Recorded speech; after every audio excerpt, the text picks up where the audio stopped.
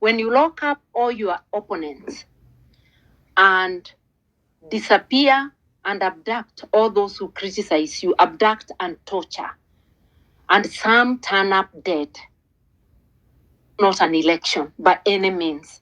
When you bar your main competition, and that is Chadema party, from participating in elections, when you incarcerate your main opponent, Tundu Lissu, and when you stop any political activity from your main competition, and that is Chadema, it is not an election, it's a sham.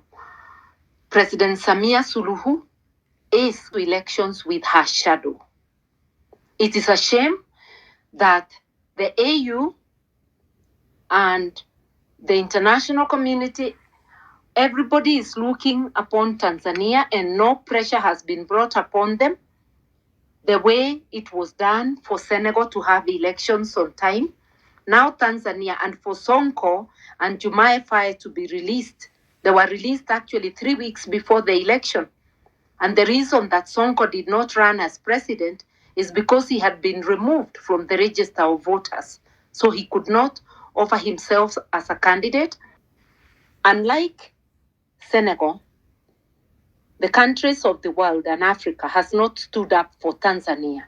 So we are now looking at to see democracy continue to be slaughtered in Tanzania.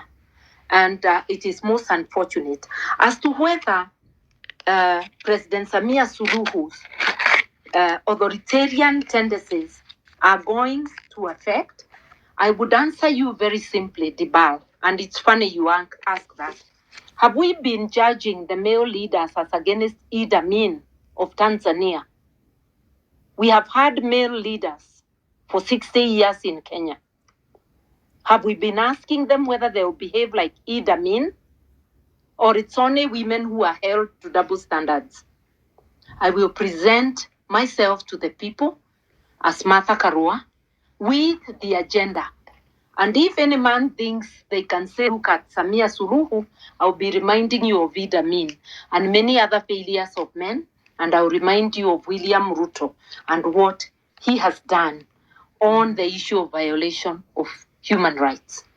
When we were deported from Tanzania, during the captivity and torture of Boniface Mwangi and her Ugandan counterpart Agatha Tuhaire, we pay people in government to act in the best interests of citizens.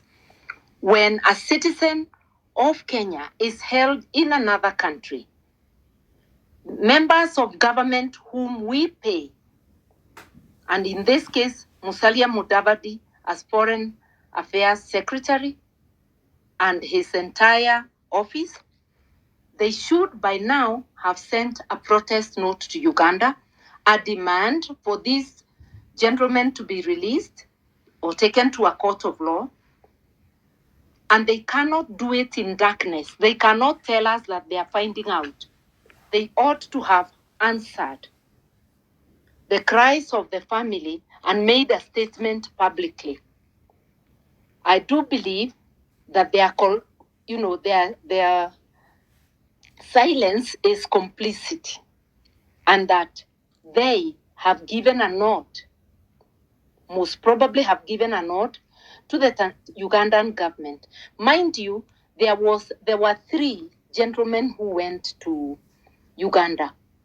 The third one, who was driving the vehicle, was not arrested when they arrested Bob Jagi and Nicholas Oyo. He drove back to Kenya. He is giving testimony. They were arrested by security forces. Ugandan military intelligence indicated initially they were at Buya barracks. Now nobody knows where they are. The courts of Uganda, just like some courts in Kenya, have dropped the ball. When the military said they didn't have them, in Uganda, just like Kenya, there is the National Security Committee.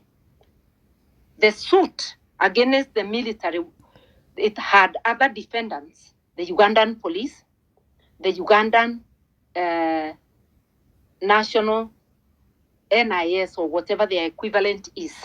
So if one agency says it doesn't have them, how can the court declare them missing persons without asking the leadership of the security committee, who are paid by Ugandans to know what is happening in Uganda security-wise, by not asking them then to say what is happening? If it was taken by gangs, not by Haiti like gangs, not the police, then they ought to know. So I believe this is a lame denial. Just like in our courts, our police and security forces deny only for the detained persons to actually tell us it is the police who are holding them. The best example is when Bob Jage was detained here in Kenya. They denied having them, and they clearly said they were the ones. I would urge our courts within the Jumuiya, whether Kenya, Uganda, Tanzania, to remember that their power, especially in Uganda, whose constitution is almost word for word like ours, their power emanates from the people, not from the ruling elite. To act in the interest of the people, in the interest of human rights, and to know that when you fail to defend the human rights of any one person, you are creating a situation in future where your own rights or the rights of your loved ones will be violated. I would urge us as Kenyans to stand and demand accountability from the KK regime as to the well-being and safety of Bob Jage and Nicholas Oyo, and to remember our freedom was won because of support from our Pan-African brothers. The same spirit that was exhibited during the struggle for independence is the same spirit we must rekindle. Stand in solidarity with each other within the East African region and within the African region.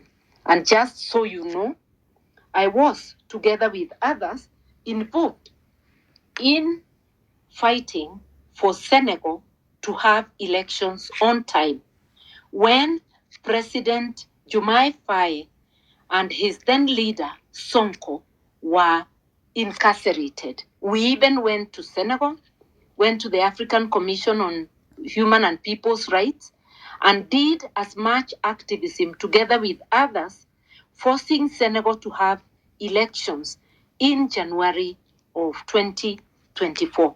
It was actually so ironical that Diomaye Faye came to stand with a regime that is cramping on the rights of its members when he himself was incarcerated, the way our agencies and others are being harassed and incarcerated in this country.